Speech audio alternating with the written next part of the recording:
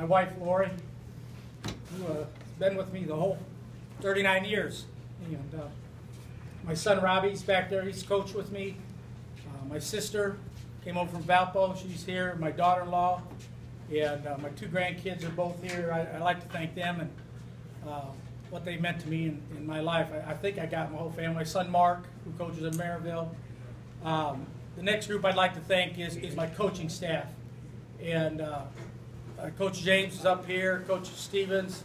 Are there other coaches here? Coach Shove. I think that's all that's here. Coach Sleely used to be on our staff. Coach Jasinski, new to our staff this year. You know, you can't do this job by yourself. You got to have good assistants, and I've been blessed over my 39 years as a coach to be involved with good people.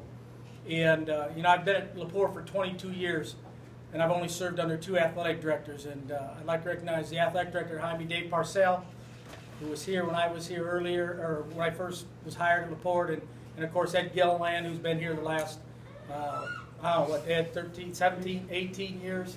And just thank them a ton. And our principal, Ben Tonigo, who's only been here 2 years, but he went through this process as a player, get to the Final Four, and their help has been immeasurable through this whole process. And of course, sneaking in the door right now is our superintendent, Mark Francisconi. I want to thank those people because you know, they help make my job a lot easier. And of course, the players that are here. Geez, oh Pete, you know, you can't do this job without players. And I'll tell you what, we got some awful good young men and women here at LaPorte High School. And I'm really pleased they're here. And you know, I looked at the back room, and when I talk about players, when I first came to LaPorte in 1993, my first quarterback, and he's standing back there, Wade Warner, and I appreciate him being here. So, with that being said, you know, I don't know how these things roll. You guys are the reporters, and you're going to ask the questions. But you know, I've had 39 wonderful years in coaching, and I played for 11. And you know, this was my 50th year. I was just talking to my son's father-in-law in the other office. I said, you know, the last time I had a summer off was 1964, and that's quite a while ago. So, with that being said, I'll entertain any questions that anybody might have. When did you decide you were going to retire?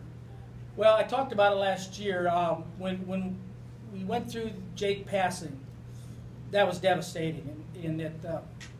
You know, that happened on my watch, and that was very tough for me to handle, and all our coaches and our players. And then right after the year, about a month after our season was over, or 2 weeks after the season was over, my brother passed away. And then 2 months later, my nephew passed away.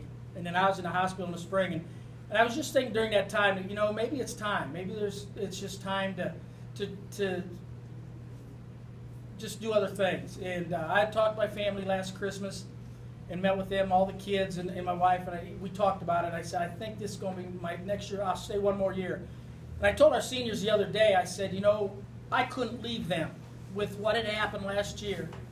I had to finish it out with them because we were in it together. You know, our motto last year was all in, and our motto this year was count on me. And I just felt that I owed that to them and wanted to be with them through the rest of their high school career. So I had decided this, and I know a lot of people said, well, you're going out because you got to the state finals, and that's not it at all. This decision was made, and that just made it a little sweeter here at the end. So it was something that I had been contemplating. I had talked with my wife about it many times, and you know, probably the only bad thing is I'm going to be home in her, you know, bugging her more often. But other than that, you know, I just feel it's the right time. You know, they always say you know when it, you feel when it is, and it just feels like this is the right time.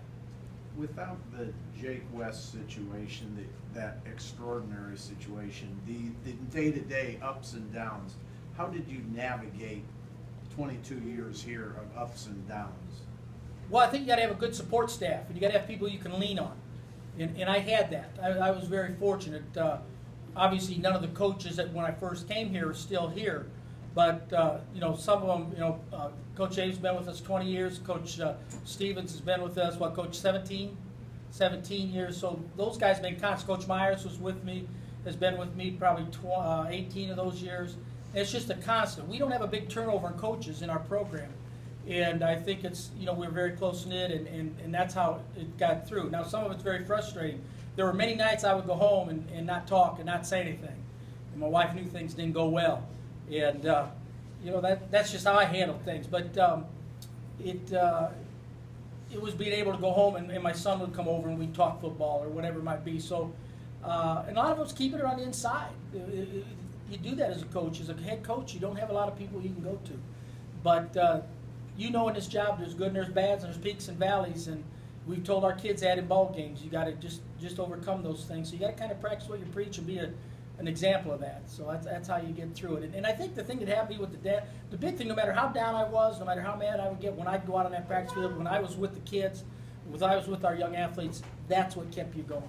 Those are the guys you wanted to be out with and get through this thing.